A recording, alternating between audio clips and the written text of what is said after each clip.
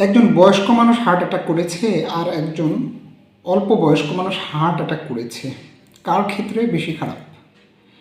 প্রথম কথা হচ্ছে অ্যাকচুয়ালি দুজনের জন্যই খারাপ, তবে তারপরেও যদি আমরা তুলনা করি, তুলনামূলকভাবে হার্ট অ্যাটাক যাদের কম বয়স তাদের জন্য খারাপ বেশি, আর যারা বয়স্ক তাদের জন্যে একটু কম খারাপ। সেটা কীরকম? যাদের বয়স বেশি তাদের কিন্তু হার্ট অ্যাটাকের সম্ভাবনা বেশি, কিন্তু যাদের বয়স কম তাদের হার্ট অ্যাটাকের সম্ভাবনা কম। কিন্তু যাদের বয়স বেশি তাদের হার্ট নিজে নিজে যে রক্তটা পায়, অর্থাৎ তার কার্যক্রম করার জন্য যে রক্তটা দরকার হয় সেটা যে ধমনী দিয়ে সাপ্লাই দেয় সেটাকে বলা হয় করোনারি আর্টারি।